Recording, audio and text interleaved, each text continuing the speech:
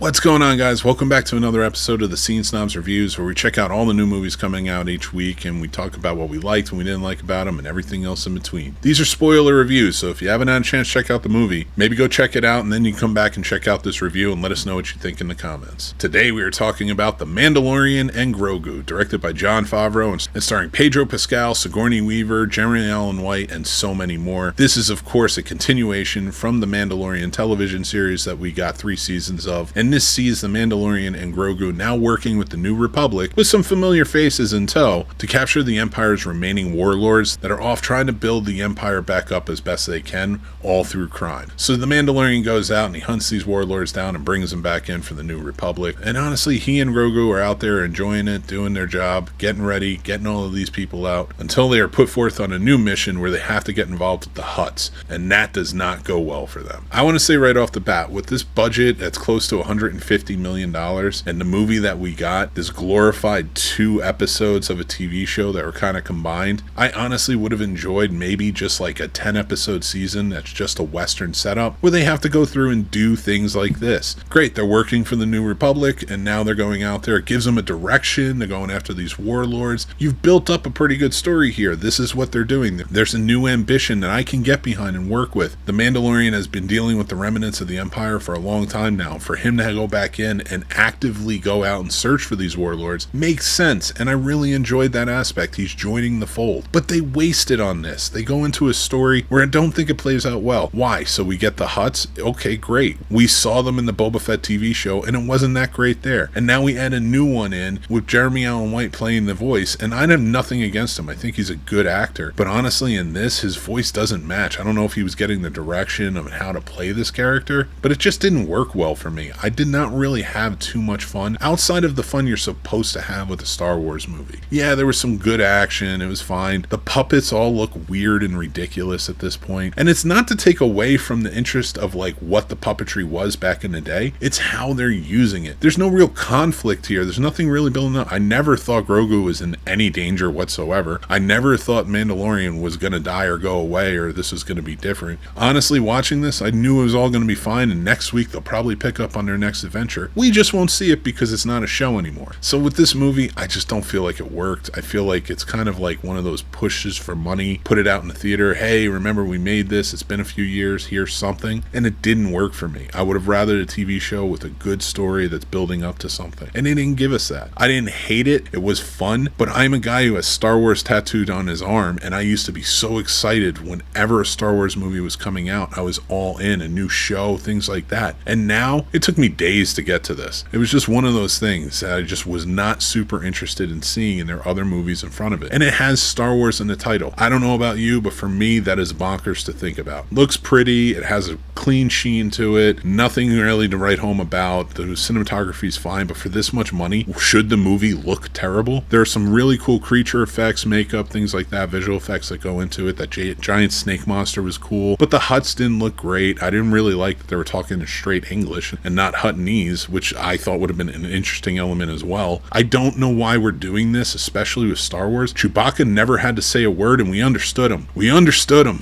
Stop trying to shove these things down our throat so that way you can put your exposition out there to explain to everybody every 5 minutes exactly what's going on. Smart audiences don't need it. I'm sorry, I'm done with my rant on this one. I'll probably check it out again. I'll watch it with the kids or something like that, but it's not one that I'm really going to go back to more and more. It just wasn't one that held me up outside of Pedro Pascal's performance, which I really did enjoy, and I think he has a grasp on the Mandalorian, but I just don't feel like there was any direction here. Jon Favreau must have checked out. I don't know, but this wasn't an interesting one for me. I'd love to know what you guys think. Sound off in the comments and let's talk about it. If you guys did enjoy this review or any of our reviews, please give us a like, a comment, and subscribe. We'd love to hear what you guys think. We love hearing impacts that these movies had on you, especially the classics. And you can also support us over on Patreon. We have free tier with all our posts and things like that, and paid tier with perks as well. And it all goes back into the channel to help build out the best that it can be. And make sure to follow us at The Scene Snobs all over social media and on Letterboxd's Substack, where we do written reviews of all these movies as well. Until next time, everybody, make sure you take care of yourself. That's important. Be kind, rewind, and I'll talk to you soon. Bye.